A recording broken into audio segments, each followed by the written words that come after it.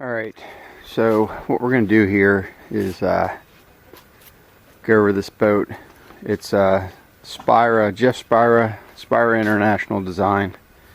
It's the Jubilee, and it was kind of an effort on my part to get him to build a boat that would be good for shallow water and still fit on a regular trailer, John boat trailer. Now you'll see I've got this thing pegged out near the front, and then I had to extend the bunks back just a bit in the back, so she hangs over about a foot from what she really should do, but I've got the bunk wood sticking past the back here. But so it was really, I wanted something that I could use with a nice small horsepower motor, simple tiller design, very low maintenance, and be able to float pretty skinny water, but still have a sharp entry for the waves and such. Now, you know, obviously there's downsides to a small boat like this and this design, which is it's a bit wet. You know, when the wind starts blowing, the waves get up a couple feet. Basically, the water hits here and goes up, and the wind takes it and goes right over onto you. So, you know, I just wear a raincoat, rain pants, get wet. That's all there is to it. So, so just taking you through this boat, you can see I got a trolling motor on there. Use it a lot. A lot of times I'll stand up right on this front bow deck and fish, running the trolling motor. It's one of the 3X designs. Not really favorable of it, but it hasn't died yet, so I'm still using it, and it's about probably 10-11 years old. So getting back to the boat here, front deck, front casting deck, my sole pieces right through there and all the way back into the, call my strap on the anchor, on the rope tie off here, back into the back area where I keep either 2 gas tanks, or I'm actually going to take those 2 batteries, which are normally in here alongside the seat. I put them under there the other day just to get them out of the way when I was going out with the family and the dogs, but it's way too much weight forward, so I need to move those all the way back, and I'm probably going to put them back here under the seat. Now, starting off the bones of this boat, it's pretty simple. You can see it right there. My keelson is a 2x4. It's yellow pine, scarfed. Runs the whole length of the boat up to the stem. The stem's pretty simple. Get into my little anchor hatch here. You see my stem, pretty simple. It was a 2x6. While we're in here, we'll just go over this. This obviously is my anchor well.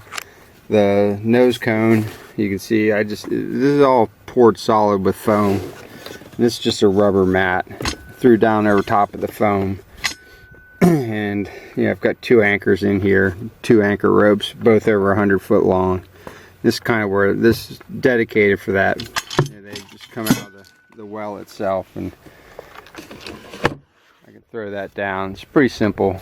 The side framing, 1x4, yellow pine, select, so that's not free. I got it at Home Depot. The plywood itself, top, bottom, sides, pretty much all of it is, I think they pronounce it a rockin'. It's the 1/2-inch AC plywood, which used to be easy to find. Apparently they had a problem and burnt their manufacturing facility down down in South America, and it's become a lot harder to find, and it's special order here now.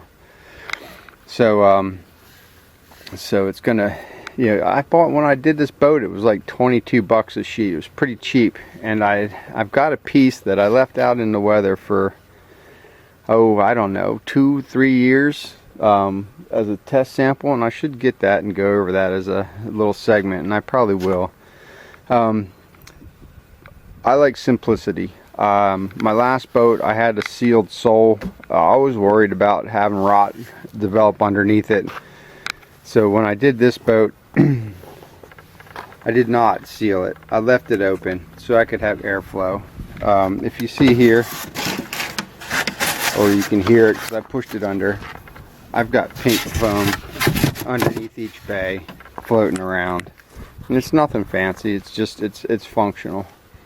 My upper casting deck, I put 2 hatches in. I think these are the Tempter hatches. I like them a lot. They make it pretty easy to get to my stuff. So that works out good. And I made myself a little center console, not really to steer with. It's kind of just a leaning post and rod holder. Got an accessory light. While we're on that, you can see I have another light under there. These are both, or all 3 are amber.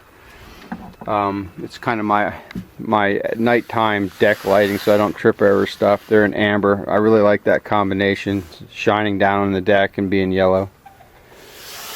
My center console, pretty simple. It's made out of plywood. No epoxy coatings, no cloth, no nothing. You know, I didn't put much effort into it, although it still took me 2 days to get the finished product of it. It's just plywood with finish the edges of the plywood off with these little strip pieces, and painted it regular house paint, which is really what a lot of the top side of this boat is, just regular house paint. Battery under. This looks like a battery. It's not. I've got all my, it's just, I'm using it as a storage bin. It's got just all my accessories that I need on the day. Sunscreen, bug repellent, stuff like that. Made myself up a little switch plate and put my switches in there. Little power outlet. Pretty simple. I have a big ass GPS that I traded a small wood john boat for, and then my depth finder. So coming back to the back, you'll see I built the jack plate, put the motor on the jack plate. I'm kind of not really sure how I feel about that thing yet. I mean, I've been able to run skinnier water, but if I'm running on a following sea, and it cavitates out, so I'm not sure. I'll probably end up, I cut this 15 inches when I built the boat. When I went back and did all this, I actually filled this back into what Yamaha spec'd for their transom height. So if you have a motor, you're building a boat, go into the owner's manual and see what they actually recommend for the transom. So I cut it, you can see right here the transition line where I glued these pieces in, glued this top piece in, and I'll probably pull this motor off and drop it back onto here now that, and I think what you're really shooting for is to get this cavitation plate even or 1 inch up. This actually was sticking down, obviously. You can see how much I filled in up here. The cavitation plate was sticking down. I had a lot of lower unit in the water, so I'll probably end up moving that back in. But back to the boat. The outside, the bottom of it, if I walk up to the front here, you can see it's black. Well, that's epoxy and graphite mix. I guess it's 3 years now. It's held up very well. The other side's dulling out. I store it under a shed. The other side gets mostly the sun, so it's kind of hazing up. But as far as durability, I'm pretty pleased with this product, or this way of going. As I mentioned on another video, I'm getting ready to repair a few spots, but other than that, it's been extremely durable. I really like it. The outside coating, this paint, hard stuff. I've touched up a few spots back over here. You can see kind of a haze difference, but other than that, it's high build epoxy, and it's made for industrial applications, water towers, stuff like that. Extremely hard, and that's what my sole is done in also, painting wise. Now this is just AC plywood, absolutely no epoxy resin saturation as far as like the boat building epoxy. There's no cloth, it's just the plywood with that epoxy paint on top of it. And then I threw down sand on top of it, which is for the non-slip part of it. But as far as like having a product that you can put on plywood and have it be wet a lot and not have checking, it's done extremely well. So I think that's pretty much about it. I'll just give you kind of a walk around and you see how I have it laid out. The boat,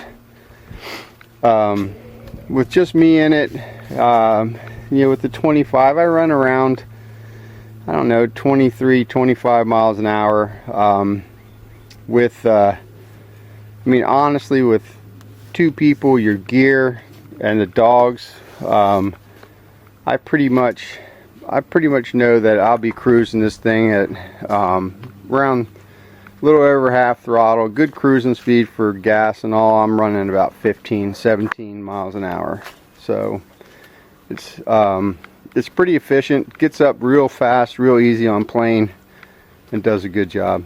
So that's just a kind of run around of my Jubilee, and I'll have some other videos to follow on different boats that we've done.